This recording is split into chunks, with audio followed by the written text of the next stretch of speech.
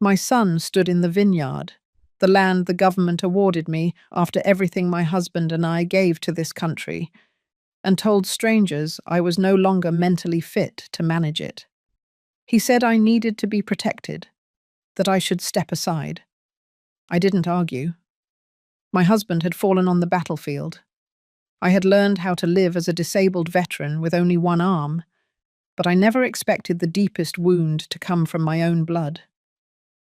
That day, I stayed silent, but something inside me shifted.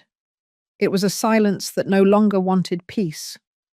When disappointment turns into betrayal, what does a mother do next? I buried my husband, but I will not bury my dignity. My son called the meeting himself. He didn't ask me. He didn't suggest. He announced it, said it was urgent and necessary, using that tone he always saved for moments he thought made him look important. I didn't argue. I just told him to make sure everyone parked out front and not on the gravel path. The last thing I needed was tire ruts near the vines. It was a warm afternoon, the kind that makes the hills of Sonoma look like they're lit from within. I'd just finished checking the irrigation valves when I saw them pull up. Malcolm stepped out first, suit jacket too tight for his frame, tie too loose. He was trying to look polished, but the sweat at his temples told the truth. Behind him, his wife Celine followed in heels that sank into the dirt with every step. And then two men I didn't recognize. Clean shoes, empty eyes. They all walked up the path toward the house like they owned the place. I didn't offer drinks. I didn't offer seats. I stood near the old wine press under the oak tree. That press has outlived 2 generations. It still works, still holds stories. Malcolm cleared his throat. We're here today because some concerns have been raised about the future of the property. I didn't say anything. He kept talking. It's about long-term planning, about protecting your interests, ensuring the vineyard remains viable, legally sound, structurally managed. Celine folded her arms, nodding along like she was watching a PowerPoint presentation. That's when Malcolm pulled out the folder. Thick, tabbed, color-coded. These are the documents. Everything's been reviewed. The transfer will place the land under managed conservatorship, with oversight from myself and appointed trustees. It allows you to enjoy your life without worrying about operations. I still said nothing. He took a step closer. Mum, it's time. Let us take care of this. You've done enough.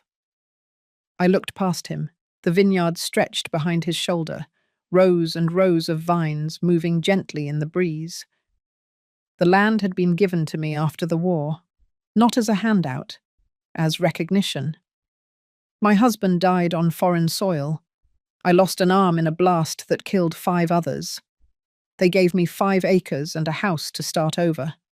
And I had. I'd made peace with the missing part of me, filled the silence with pruning shears and harvests. And now, my son stood on that soil, telling me I was no longer fit to stand on it. I took the folder from his hand. I flipped through it. He started to explain again, but I raised a hand. He fell silent. I nodded slowly, as if I was thinking it through. Fine, I said. His shoulders dropped. Celine exhaled. One of the men smiled, just a little. But my voice didn't change when I added, I'll have Eleanor review it. Malcolm blinked.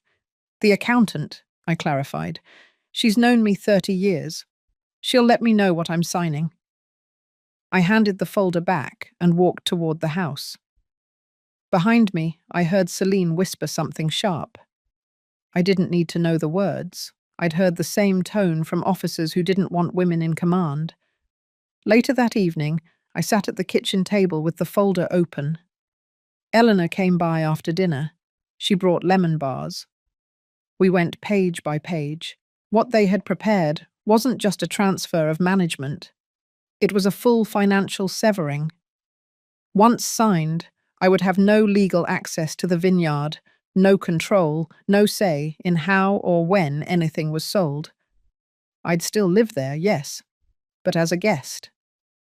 Eleanor looked at me. Do you want to fight this? I nodded once. Then I stood up, went to the filing cabinet near the pantry, and pulled out the other folder. The one with Thomas Greer's name on it. My old CO turned legal counsel. He'd warned me something like this might happen. I just never thought it would come from my own blood. I showed Eleanor the documents Thomas helped me prepare months ago. A trust, quietly established, legally protected, binding. She read them. Malcolm doesn't know, she said quietly. No. Then let him keep talking. I nodded again. That night, I sat outside near the back fence, watching the stars come up over the ridge. There's a kind of quiet that settles after betrayal.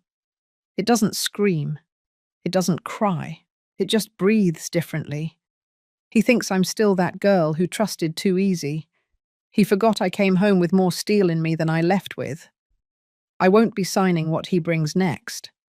He'll sign something instead. And he won't even see it coming.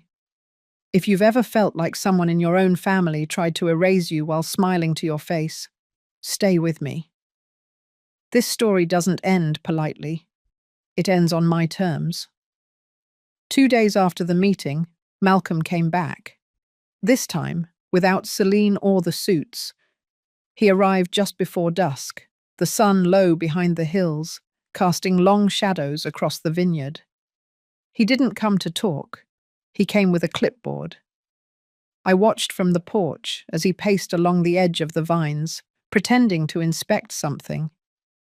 He'd never walked this land when it needed pruning. Never once showed up when irrigation broke or the frost hit early. But now he was measuring rows, counting steps, acting like he knew something about rootstock or soil acidity. I didn't move. I let him finish whatever little performance he thought he was putting on. Eventually, he walked up to the porch. Didn't ask to sit. Just leaned on the railing like he owned the place. He said the investors needed an updated valuation. Something official, he claimed. I nodded like I believed him. He talked in circles for a while, about revenue, about projections, about monetizing underutilized land. Then he paused, looked out over the vines, and said he was meeting with a developer later in the week. Someone interested in acquiring adjacent parcels, including mine. I didn't react. Not in my face, not in my voice. He added that things were moving quickly, and I should really consider signing the revised agreement. Said it would be cleaner for everyone. I told him I'd think about it. He smiled, tapped his clipboard, and left. The moment he drove off, I called Thomas. We had prepared for this, but now it was here, and I didn't want to lose momentum. He confirmed what I already suspected. Malcolm was laying groundwork. If I stayed passive, he'd move to file a motion claiming I was unfit to manage property.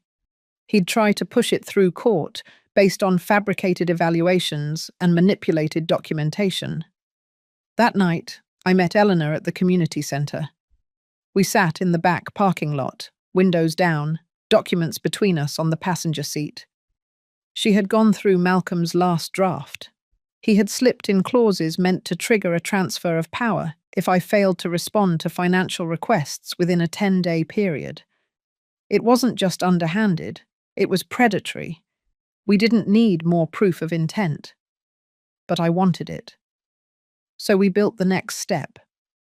Eleanor created a duplicate of the updated agreement Malcolm was pushing. It looked identical, but was completely unenforceable. We watermarked it, time-stamped it, and filed it under my name with our legal witness. The bait was set. The next afternoon, I called Malcolm, told him I wanted to meet.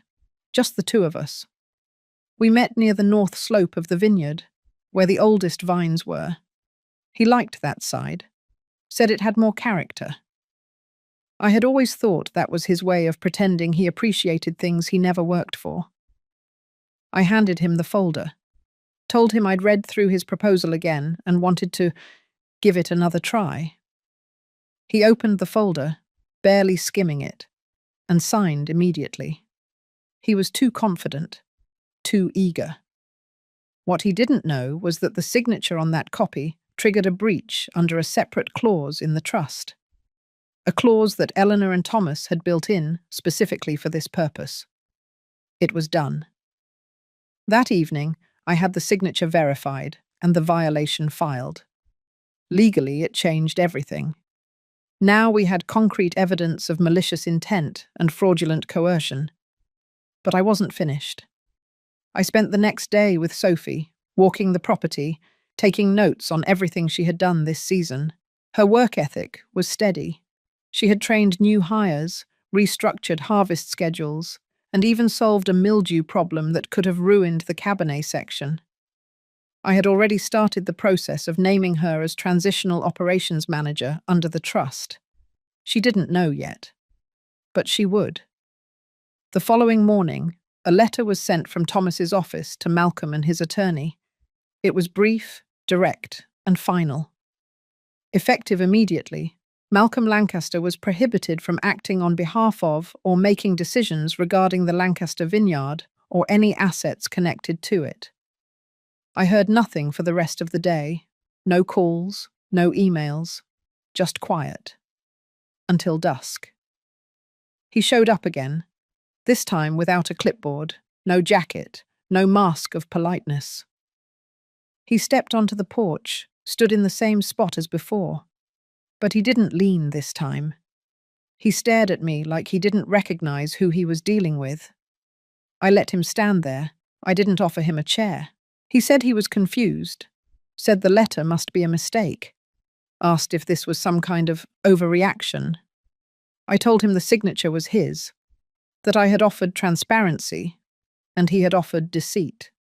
He raised his voice, accused me of manipulating him, said he was just trying to help.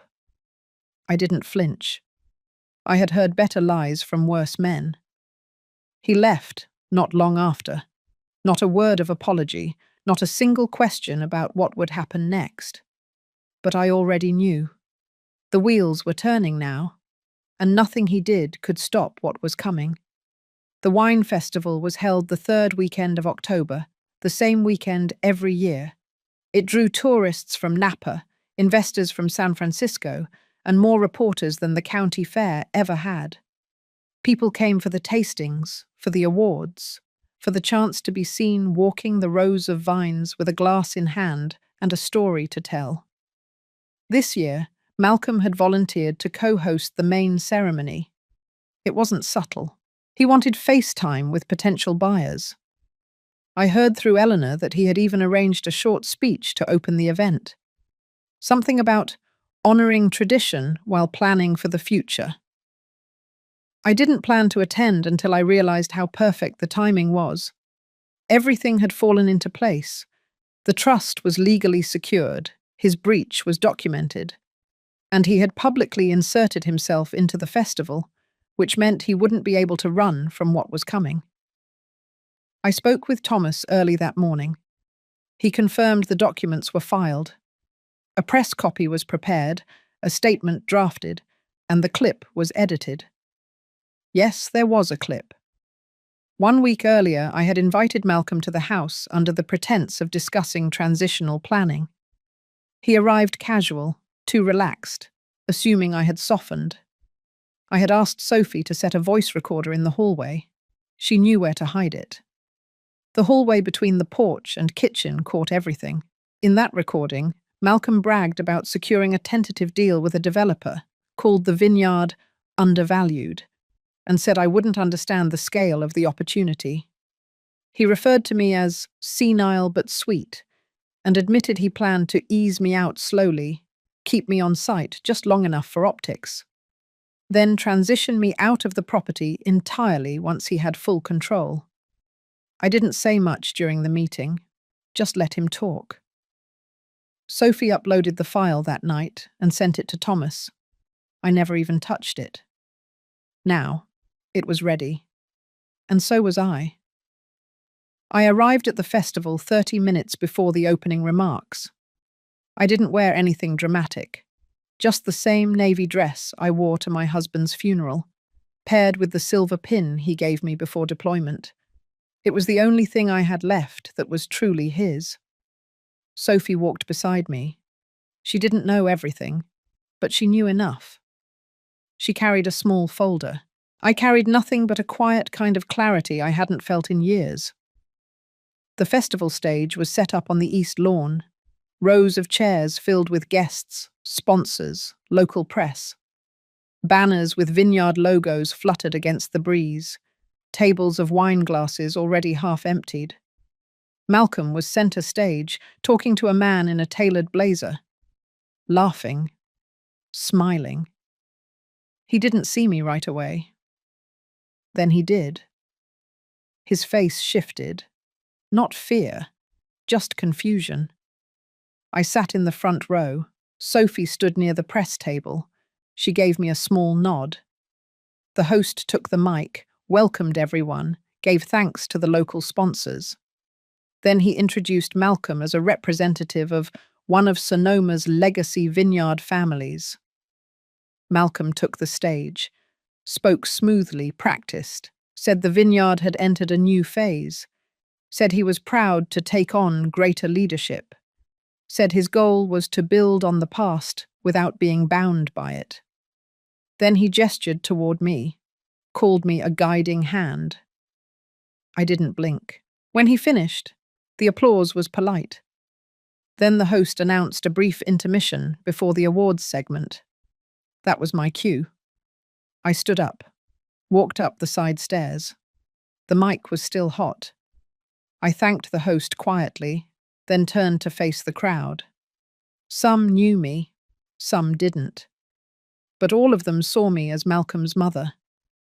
I told them I was here to clarify a few things, not to speak in anger, not to shame anyone, just to correct the record.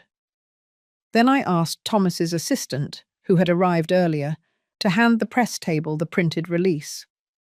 He did. Reporters opened the envelope.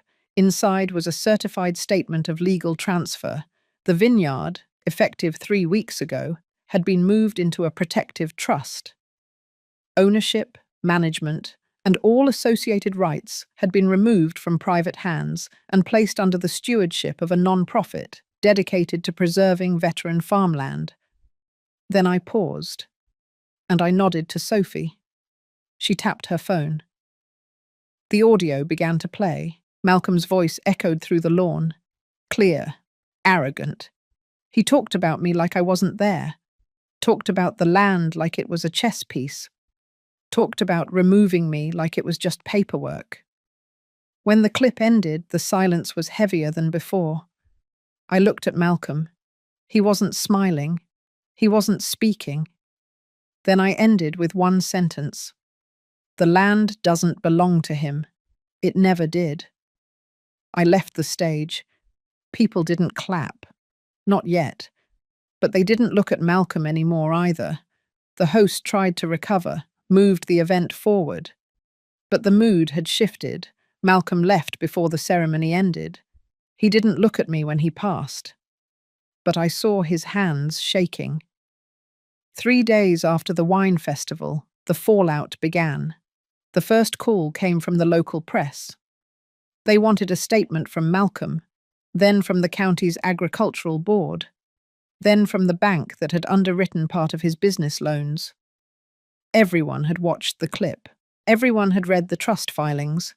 It was no longer just gossip. It was official. By the end of the week, 2 board members from his investment group resigned. One of them quietly forwarded a series of emails to Thomas, emails in which Malcolm had misrepresented himself as the sole decision-maker of the vineyard. It was all there in writing. Fraud, plain and simple. Thomas moved fast. The legal team filed a cease and desist against any further claims Malcolm attempted to make on the property. At the same time, Eleanor worked to close every remaining access Malcolm had to financial accounts tied to the vineyard. Even the utility bills were rerouted under the non-profit trust. The vineyard, as a functioning asset, was no longer his to touch. Then came the state inquiry. An anonymous tip had been submitted to the Business Practices Oversight Committee, likely from someone at the festival. The complaint outlined fraudulent activity, abuse of elder law provisions, and an attempt to leverage medical conservatorship for financial gain. They opened an investigation. Malcolm tried to call me twice that weekend. I didn't pick up. He sent a text the third day, just one sentence. "You didn't have to do this." I didn't reply. By Monday, his personal accounts were frozen. A lien had been placed on his condo, and the law firm that had once represented him quietly pulled back. They claimed conflict of interest and withdrew. None of this was my doing alone. It was the consequence of his own hand, of arrogance stitched too tightly with entitlement. I wasn't celebrating. There's no joy in watching your child unravel. But I wasn't apologizing either. That same week, Sophie was promoted officially. We signed the paperwork in Thomas's office. She looked surprised, even nervous, but I saw the way her eyes steadied when she read the job title. Operations Director. She earned it. I didn't give it to her out of sentiment. She had worked this land with consistency and care. She knew every worker's name, every irrigation valve, every picking schedule. The transition was quiet, professional, and complete. Then something happened I hadn't expected. A reporter from a regional magazine asked to profile the vineyard. Not because of the drama, but because they had caught wind of the Trust's mission. They wanted to write about agricultural lands being used to support aging veterans and widowed women. The new model, they called it. A return to dignity through stewardship. I agreed to the interview. Not because I wanted attention, but because I knew there were women like me who had been pushed aside, who had given decades to a family and ended up replaced by paperwork and silence. I told the truth about what I had lost, what I had protected, what I had reclaimed. The article ran 2 weeks later. They called it "The Vineyard That Refused to Be Stolen." I kept a single copy, tucked it into a drawer beneath old medals and faded letters. Malcolm was still silent, until he wasn't. Late one evening, Thomas forwarded me a new letter. Malcolm had filed a civil suit, claiming emotional distress, loss of reputation. He was seeking damages. It would not hold. Every document, every recording, every financial trail was clean on our end. Still, it was a move, a desperate one, and desperate men can be loud. Thomas responded formally. The case, if it even progressed, would be countered with evidence of fraud, breach of fiduciary duty, and an active investigation already underway. I didn't lose sleep. I had weathered bigger storms. But I did walk the vineyard that night. No flashlight, just starlight and the soft sound of crickets. I ran my hand along the rows, remembered the first year I lived there, the silence that followed my husband's death, the weight of his name engraved on a memorial wall somewhere in Arlington, and the way the air had smelled when I first walked this land. It wasn't mine because of a deed. It was mine because I had learned to breathe again here. And I wasn't going to let a man who had never felt the soil beneath his hands dictate what it meant to me. The next morning, I asked Sophie to set up a staff meeting. Just a small one, core team only. We met near the shed, under the canvas awning, no clipboards, no formal agenda. I told them what was coming, that Malcolm was making noise, and some of it might hit the local press, but that nothing would touch the work they were doing. The trust protected the land. The land protected us. They didn't ask questions. They just nodded. That same day, Eleanor finalized the shift in payroll structures. Staff would now be listed under the non-profit arm. It created more legal distance, more layers of protection. 2 days later, Malcolm's lawsuit was dismissed, not for lack of merit, but for being filed improperly, with inaccurate claims and insufficient evidence. The judge didn't even call a hearing, just issued a summary dismissal. Thomas sent me a short message. "It's done." I looked out the window of the kitchen. The vines were just starting to shift colour, early signs of autumn curling into the edges of the leaves. Malcolm had been loud, calculating, cruel, but in the end, he hadn't seen the quiet power of being methodical, of being ready, of being underestimated. He wouldn't come back. I knew that now. What remained was mine to tend, and I intended to do just that. It was early evening when I saw his car again, the same silver sedan he used when he still called this place home. He parked near the back fence, not the driveway, as if that would somehow make his arrival feel less deliberate.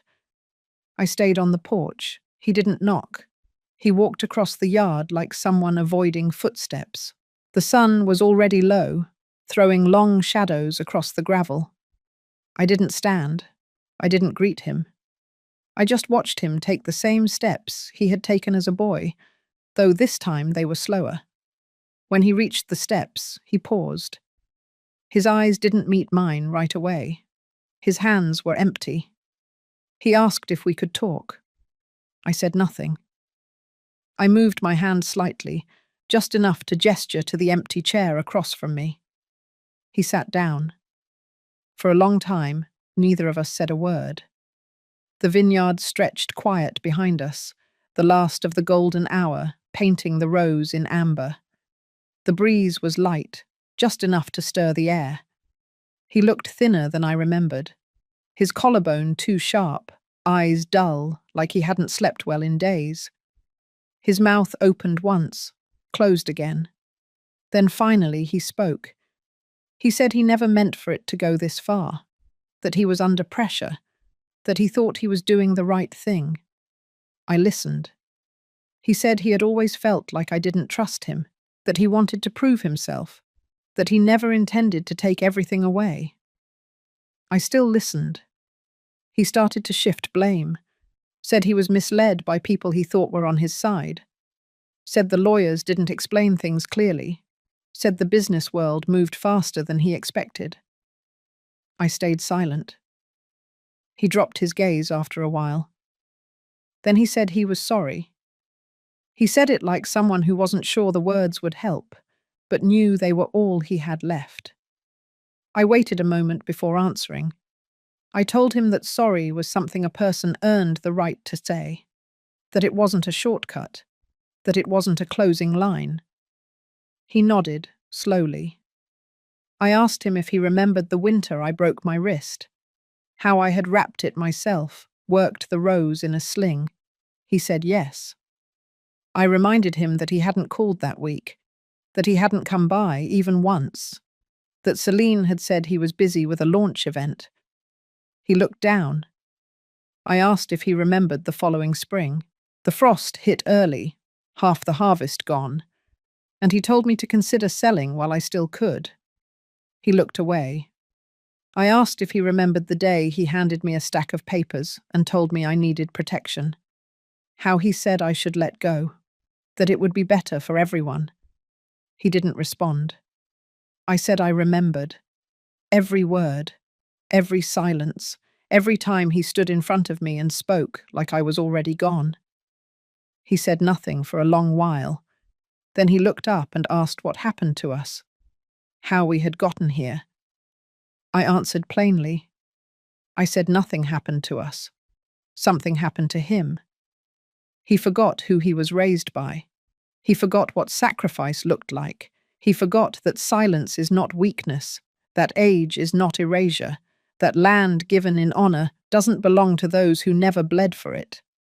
He blinked, but didn't look away. I told him I didn't hate him, but I couldn't trust him, and trust was the currency we built this vineyard on. Without it, nothing worked. Not the soil, not the hands that tilled it, not the people who showed up every day. He asked if there was anything left to repair. I said no, because some walls once broken, don't get patched. They get cleared, and the land is better for it. He sat a little longer, maybe hoping for something more, maybe realizing that nothing more was coming. Then he stood. He thanked me for letting him speak. I didn't reply. He walked back to the car, the same quiet steps he used coming in. The door shut gently. The engine turned over once. He didn't look back. The taillights disappeared down the dirt road. I stayed on the porch until full dark. Then I stood, walked to the gate, and slid the old wooden latch into place. It clicked shut with a weight that felt final. Inside the house, I poured a glass of water, sat at the kitchen table.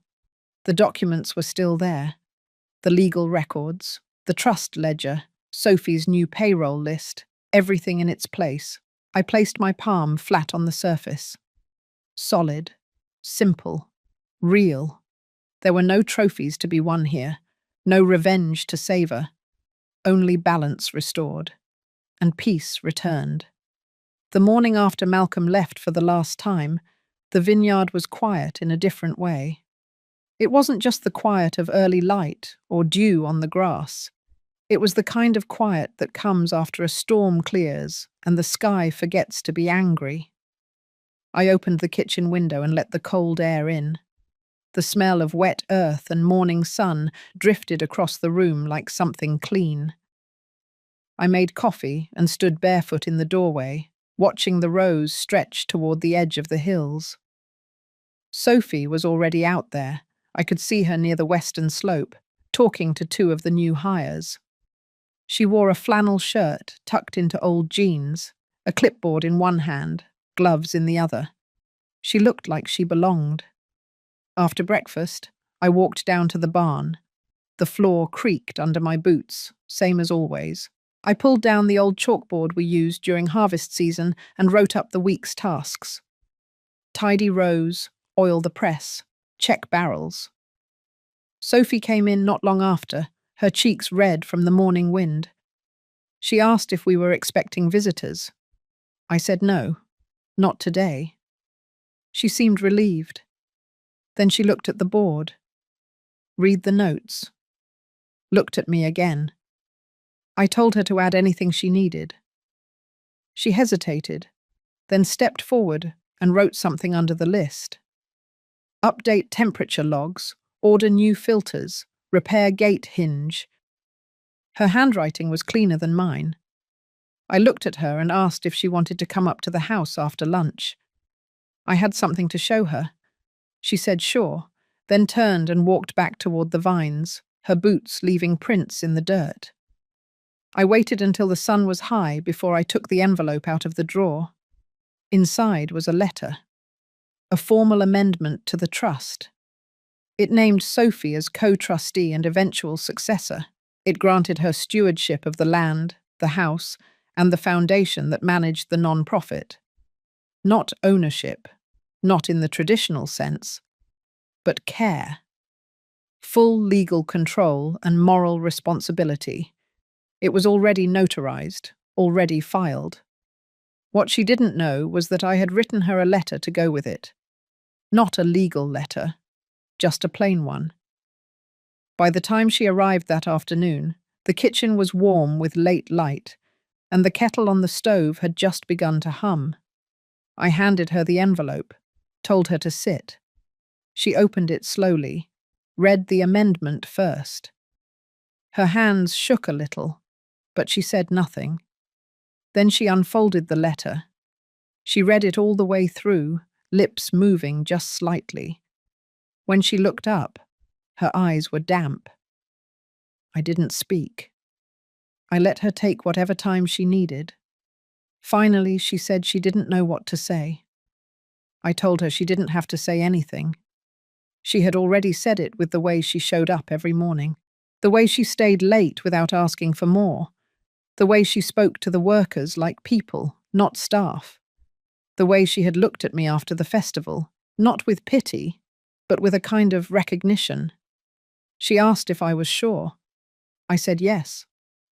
Not because I was tired, not because I had given up, but because I had finally understood what this place was meant to be. It wasn't a reward. It wasn't a retirement gift. It was a living thing, and living things need care. She asked what I would do now. I told her I would stay, just less in charge, more present. I wanted to prune vines without worrying about permits. I wanted to sit by the fence and watch the rows change colour. I wanted to rest without guilt. That evening, we walked the fields together. She asked about my husband.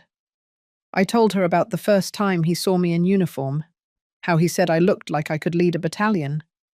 I told her how he used to write letters on paper with real stamps, even after we had phones, how he wanted to build a porch swing but never got the chance. She asked what I thought he would say about all of this. I told her he would have liked her. We reached the top of the hill as the sun dropped low. The light turned gold. The vines rustled softly in the wind. Sophie stood quietly for a while. Then she said thank you, not loudly, just enough for the wind to carry. I didn't answer. I didn't need to. The land had spoken for both of us. The first time I said the name out loud, I was alone in the barn. Phoenix Vineyard. I wrote it in chalk on the corner of the blackboard, just beneath the harvest notes. The letters looked strange at first, too formal, too bold. But something about them settled right in, like they belonged there all along, waiting to be found. We didn't announce anything right away. Sophie and I kept working like always. The crew kept their routines. But behind the scenes, we began laying the bricks of something new. Eleanor helped us restructure the non-profit to reflect its new mission. What was once just a legal shield now had direction. We filed paperwork to become a foundation focused on agricultural healing and job restoration for widowed veterans and women aging out of the workforce. We called it Stewardship with Dignity. The core idea was simple. Give people land they could work with their hands. Offer them housing, a wage, and a sense of purpose. No speeches, no charity, just soil and sunlight and responsibility. Sophie brought in her cousin Mia, a former army medic who had been discharged 2 years earlier. Mia had been living in her car for 6 months, bouncing between clinics and grocery stores, trying to find something stable. She arrived with 2 duffel bags and a look in her eyes like she didn't expect to stay. We gave her a trailer near the shed, small, but warm. The first morning she offered to help in the fermentation room. By the end of the week, she was running the bottling schedule. Then came Ellen, a retired bus driver whose husband had passed from cancer the year before. She had never worked on a farm, but said she wanted something quiet.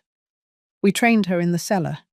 She took to the pace instantly, said she liked the smell of oak barrels better than diesel. By the end of that first month, we had 5 women on the team, each one different, each one carrying something hard, but each one ready to work. Word spread faster than I expected. A journalist from a veterans cooperative came by and spent a day with us. She didn't ask for interviews, she just watched. At the end of the visit, she wrote in her notebook that the vineyard breathed like it had lungs again. Sophie kept everything running. Payroll, scheduling, deliveries. I started to step back from decisions and into mornings that were slower, steadier. I still walked the rows, still trimmed branches when the weather allowed, but I no longer carried the weight of ownership. I carried memory. I carried presence. One afternoon, we sat in the tasting room with a small group of local volunteers, teachers, retired nurses, an old mechanic who used to work with my husband. We asked them what they thought the community needed most. The answer came quiet, but clear.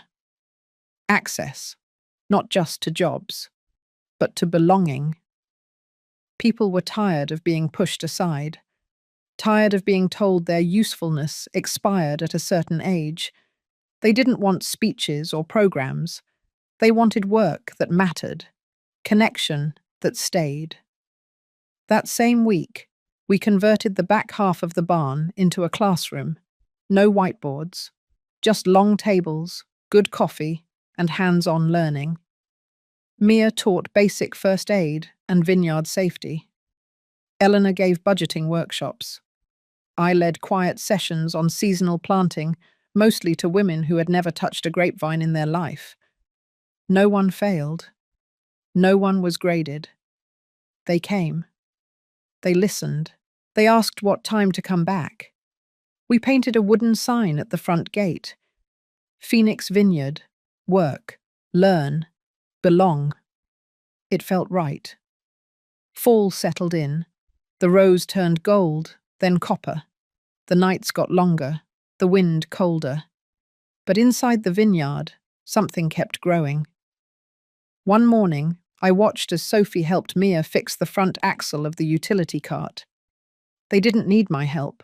I stayed on the porch with a cup of tea and just listened. Later that day, a letter arrived from the county office. The board had recognized the Phoenix model as a formal pilot for community land reinvestment. That meant more visibility, more inquiries, possibly even small grants. I folded the letter carefully and set it in the drawer beside the others. The ones that used to hold court orders and eviction threats, now filled with permits and recognition. The land hadn't changed, but the way we stood on it had. I never told Malcolm about the name, never said a word. I didn't need to. This place was never about revenge. It was about taking something almost broken and making it whole again. And every time someone new arrived with hands worn from work and a heart worn from trying, I saw that the vineyard had already started healing. Not just them, but me. The frost came early that year. It swept in over the hills one night in late November, sharp and silent. The forecast had hinted at a dip, but no one expected a full drop. By the time the sun rose, the vineyard shimmered white, cold like glass. Sophie was the first to notice the damage. She walked the western rows before sunrise and found entire stretches of the young vines singed black at the edges.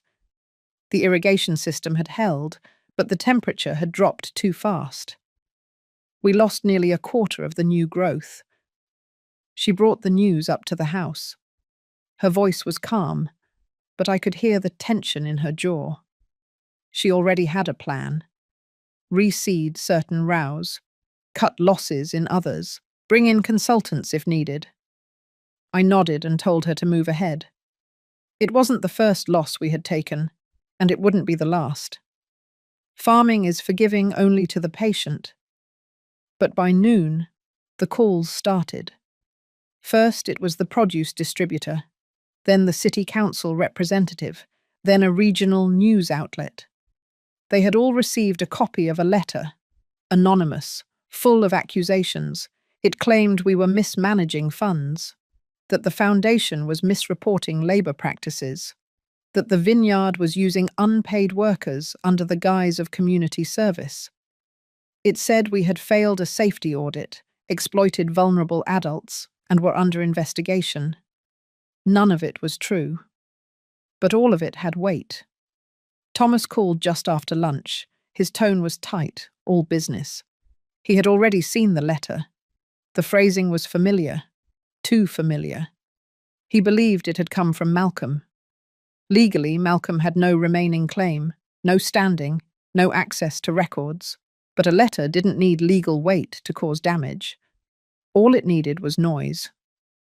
By the end of the day, 2 of our small donors had paused contributions.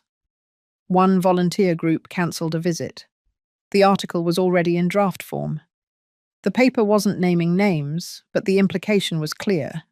The vineyard was in trouble. I sat in my room that night with the lights off.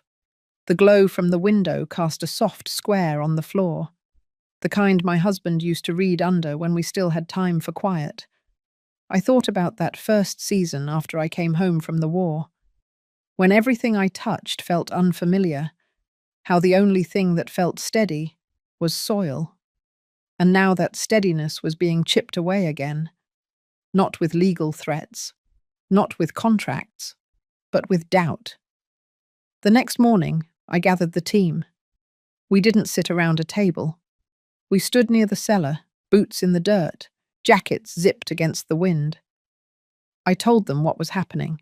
I told them it wasn't the first time people questioned us, and it wouldn't be the last. But I also told them we wouldn't defend ourselves with silence. We would respond with truth, with records, with results.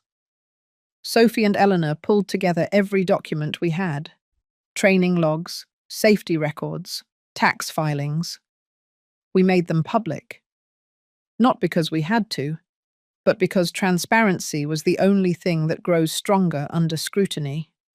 Mia reached out to the veteran networks and asked them to come see the vineyard for themselves, not with cameras, not with agendas, just with eyes open. Within a week, we had visitors. A former Navy corpsman walked the fields with Ellen. A retired Coast Guard officer helped clear frost damage with Mia. They asked questions, took notes, left with something in their eyes I hadn't seen in a while. Respect, born from effort. The article came out 5 days later. It was neutral but balanced. It mentioned the letter. But it also mentioned our open records. It included quotes from volunteers. One line stood out. "This place runs on sweat, not secrecy." Still, the damage lingered. Some donors didn't return. Some whispers stayed. Some invitations stopped coming. But the core held. The crew showed up each morning. The soil stayed beneath our feet. Sophie didn't flinch, neither did I. A month later, a local radio producer asked to do a segment. She wanted to focus on resilience. She had read the article, seen the follow-ups. She called the vineyard an ecosystem of second chances. I said yes. She came with one microphone and a notepad. She asked about the early years, the war, the land, the sun. I didn't give her everything, but I gave her enough. The episode aired that Sunday. It was short, just 10 minutes. But the calls that followed weren't from donors or reporters. They were from women, widows, veterans, teachers, grandmothers, tired people, hopeful people. They wanted to help. They wanted to learn. They wanted to start again. That was the moment I knew. The vineyard wasn't fragile. It had been burned and buried and cut back. And still it stood. Still it gave. And as long as it did, I would too. The envelope sat on my desk for 3 days. It was thick, cream-coloured, with the vineyard's embossed seal at the top. My name, Dorothy Ainsley, printed in serif font at the centre. Below that, a line I hadn't written before. Founder and Chair Emerita, Ainsley Veteran Foundation. The title meant nothing to me. Not really. But it meant something to the rest of them. To Malcolm, especially. The board had already approved the restructure. The legal team had filed the transition paperwork quietly, from a family-run LLC to a community non-profit under state protection. I didn't need my son's approval, and I certainly wasn't asking for it. But still, I wrote the letter. Not for reconciliation, not for revenge, just for truth. Inside the envelope was a single sheet. Heavy stock, my handwriting, small and even. No flourishes, no pleasantries. It started like this. You said I would lose everything if I chose strangers over blood. You said I'd regret turning my back on family. But what you never understood was that family is not defined by who shares your name. It's who shows up, who stays when things crack, who helps put things back without demanding a share. I didn't mention the lawsuit, didn't detail the frozen accounts or the discovery files, or the fact that his attorney had quietly withdrawn 2 weeks ago. I didn't list what the new board had done in the past 6 months. The grant awards, the land preservation deal, the women's veteran housing initiative we were about to launch. I didn't need to. Malcolm would hear about it all eventually, but the part I needed to say, I said plainly, "You did not fail because you were cut out.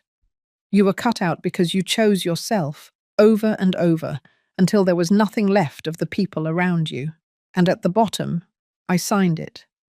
Dorothy Ainsley Mother, veteran, owner. But I never mailed it. Instead, I tucked it into the back of a wooden box in my study, next to an old army pin and a photograph of my husband in front of the original foundation marker. Then I called Sophie. We met at the North Field just after sunset. The air was cool but not biting. The vines had already been pruned for winter. The soil smelled like rain and cut stems. She walked with purpose, no hesitation. She had grown into this role in a way I couldn't have predicted. Maybe because she had nothing to prove, just something to protect. I handed her the legal transfer documents. Her hands didn't shake. The foundation was hers now, not in title only, but in structure. The bylaws had been rewritten, the protections in place.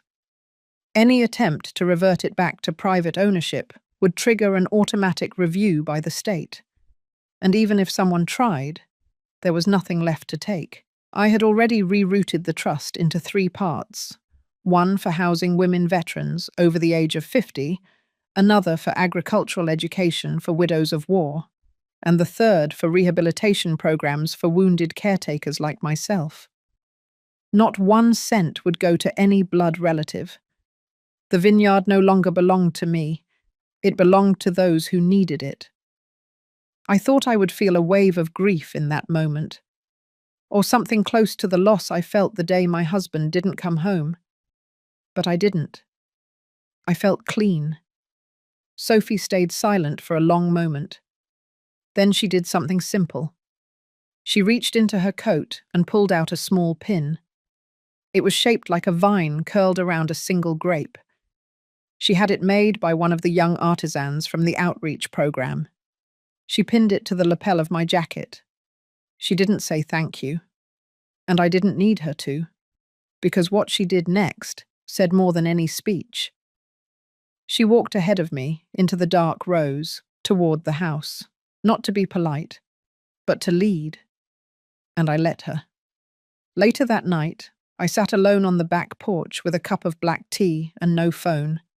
The sky was sharp with stars. Coyotes howled somewhere deep past the tree line, the kind of night that used to make me ache with memory. Now it felt like memory had loosened its grip. The vineyard would go on, without me, because of me. And that was enough. The news didn't reach Malcolm through a call, or even a formal letter. It reached him through an alert. A cold ping on his phone while he was sitting in a leased conference room in Palo Alto, trying to convince 2 investors that his tech biodynamic farming startup deserved their backing. He opened the notification with a casual flick, expecting another automated vineyard update. Instead, he froze. Transfer of entity ownership confirmed. Ainsley Estate now listed under Ainsley Veteran Foundation, non-profit division. He blinked, then blinked again. The meeting went quiet. Across from him, the younger investor, mid-30s in a clean navy suit, leaned forward and asked if everything was all right. Malcolm didn't answer. His hand went to his throat. His collar suddenly felt tight. Outside the glass, the city buzzed. Inside, something cracked. He excused himself, stepped out into the hallway, and made 5 calls in a row. No one answered. The vineyard's general manager, the accountant, even Jenna. By the time he called his lawyer, the man already knew. "You didn't tell me the ownership was at risk," the lawyer said. His voice wasn't angry, just distant. "I can't represent you if you weren't transparent with me or the firm. Consider this our last correspondence." Malcolm stood alone in a hallway, lined with awards he didn't earn, surrounded by men pitching green dreams with someone else's land. And his grip on everything he thought was his began to loosen. It got worse quickly. The next morning, the news was public. The local paper ran a full profile on the Ainsley Veteran Foundation's restructure. Dorothy's face in black and white, stoic but proud. Headlines spoke of legacy, vision, and generational restoration. Buried in the article, almost as an afterthought, was a one-line quote. "The land should serve those who served, not the ones who only inherited its shade." No name mentioned, but everyone knew who it was for. A donor conference he had scheduled that week dropped him from the lineup. 3 board members from a venture group he sat on quietly withdrew their support. And the startup's primary investor, a veteran himself, pulled funding by Friday afternoon. Malcolm drove up to the vineyard 3 days later, not to speak, just to see. He parked outside the gates and stared through the fencing, expecting to feel some rush of anger or urgency, but what met him was a quiet he couldn't interpret. The new sign was already up. Ainsley Veteran Foundation, Northfield Housing Project, opening fall. A young woman in a grey work vest walked across the gravel toward him. She didn't smile, didn't frown, just pointed to the sign behind her and said, "We don't allow unregistered vehicles beyond the gate. Security's been tightened." He gave her his name. She blinked once. That doesn't change the rule. He left. Back in the city, he tried to stabilize his footing. He called old colleagues, tried to rebrand, shifted focus, even floated the idea of a memoir, a comeback story. But Dorothy had been methodical. Every asset once tied to his name was now reallocated. The bank account they had once shared for vineyard operations had been frozen months earlier. Dorothy had rerouted all the funds through the non-profit's financial protection channels. Anything Malcolm tried to access triggered an automatic audit. The house he thought he'd inherit after Dorothy passed had been quietly rezoned and transferred under the foundation's trust. Even the car he had been leasing through vineyard funds was now in default. A quiet but precise humiliation. Then came the final blow.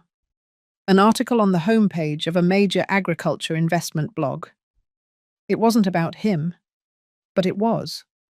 It was about failed legacy ventures.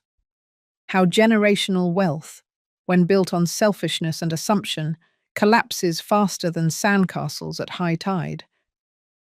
The article referenced several examples. His name wasn't mentioned, but there were just enough details to make it unmistakable. A friend forwarded it with a half-hearted emoji. That night, Malcolm sat alone in a condo he didn't own, with a drink he didn't enjoy, and stared at a wall he never decorated. His wife had left the month before, said he was angry all the time, said he'd changed. He hadn't changed. He had just been revealed. And there was no vineyard to run to anymore. I heard Malcolm had returned to town 2 days before I saw him. Ava was the first to mention it, briefly, as we sat at the back end of the community garden that used to be the old bottling shed. She didn't say much, just a soft, cautious, "He's back." I had expected it. What else was he going to do, now that the show had folded? Still, my body tensed as if someone had tapped on a bruise that had almost healed. When I walked into the main office of the foundation that morning, he was already there, sitting in the lobby, legs crossed awkwardly, head bowed like a child waiting outside the principal's office. He stood when he saw me, but not fully. His back curved forward, as if he had aged decades in a matter of weeks. I didn't offer a smile. I simply nodded at the assistant and said, "Let's use the East Conference Room." We walked in silence down the hallway. The lights were bright. The air was cool. Outside the windows, I could see the early volunteers setting up the spring planting beds. The room was quiet when we entered. I closed the door behind us and stood at the far end of the long table. Malcolm hesitated, then slowly sat at the closest chair. He looked down at his hands, then up at me. I remained standing. He began softly. I could barely hear him. I didn't come here to fight. I stayed silent. He continued. I didn't know what I was doing. I was angry. I thought, "You thought it would always be yours," I said. Not loud, just even, steady. He swallowed hard. His hands folded and unfolded on the table. I made a mess of everything. Yes, you did. There was no dramatics, no yelling, the way people expect when families fall apart. There was just the weight of air between two people who once belonged to the same home and now sat across the ruins of it. He said, "You could have warned me, given me a chance to fix it before going nuclear." I stepped closer but still didn't sit. You had years of chances. What you wanted was forgiveness without accountability. That's not a transaction I make anymore. His jaw clenched. His eyes, for a moment, flickered with the old defiance. But it didn't last. That part of him was tired now. "You gave everything away," he said, more to himself than me. "The land, the money, the name. I gave it to something bigger than us, bigger than your pride, bigger than my pain. I gave it to people who understand what it costs to serve without expecting worship, the way your father lived." That struck. His eyes dropped again. I finally sat, not beside him, across. "You were given so much, not just the land. You were given legacy, story, blood, and you spat on it the moment it didn't serve your ambition." He didn't speak. I kept going. "You weren't punished, Malcolm. You were simply removed from what you tried to poison. That isn't revenge. That's pruning." For a moment, I thought he might cry, but he didn't. He just nodded. Not in agreement, just recognition. "What now?" he asked, his voice barely holding. "You do what I did after the war, after your father died. You build something of your own, not off my back, not off someone else's shoulders. If you can do that, maybe one day you'll understand what it means to hold something without crushing it." He nodded again, then stood. As he walked to the door, he paused. "I hope one day I can show you I'm better than the man I've been." I didn't respond. He opened the door and left. I sat there for a while, not thinking, just breathing, letting the silence settle around me like a long coat finally taken off after a storm. This wasn't victory. It wasn't closure in the dramatic sense. But it was peace. Not because he asked for it, because I no longer needed anything from him. It rained the morning we dedicated the new wellness wing, not heavy, but steady, like the earth was finally exhaling. The ribbon across the gate was a soft blue, the same shade as the hydrangeas that once grew wild at the edge of my garden. I stood beside Ava, who wore her grandmother's brooch and carried a clipboard like it was an extension of her will. She whispered the schedule softly, but I wasn't listening. Not really. I was watching the sky, letting the drops fall gently on my hands. Behind us stood the women, the ones I'd taught, the ones who had lived through storms even darker than mine. Former medics, displaced mothers, one woman who survived a fire with only the skin on her face spared. They wore blue scarves and carried little cards with their names embroidered. They didn't look like survivors. They looked like a future. The plaque read, "The Dorothy Ellsworth Center for Restoration. For those who were told they were too much or too little, come, be whole." When they called my name, I didn't prepare a speech. I just stepped forward, let the mic rest in my palm, and said what I had carried for so long. I wasn't always kind to myself. I mistook silence for grace. I let others carve names into my back and called it loyalty. But what you see here today isn't revenge, it's reclamation. I stepped back. That was all. And they clapped, not wildly, but warm and full. Later that evening, long after the last folding chair had been packed and the lawn cleared, I walked back to the lake house alone. The porch light glowed faint yellow. The chairs were dry now, and the breeze smelled like cedar and fresh soil. I sat slowly, my left arm, still tender after all these years, resting in my lap like it always had. I thought of Franklin. He would have laughed at the ceremony. He never liked big gestures. But I think he would have liked the purpose, the groundedness of it all. Not a monument, but a place that breathes. The wind shifted. I could hear owls farther out in the trees. In my pocket was a letter, one I had written weeks ago, not to Malcolm, not to the community, to myself. I unfolded it now and read it silently. You have survived more than they will ever understand. You did not break when it would have been easier. You did not scream when silence made you stronger. You did not disappear.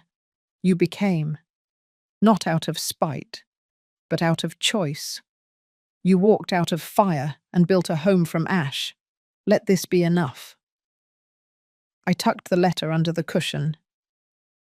The next morning, I would teach a class on strength training for women over 60.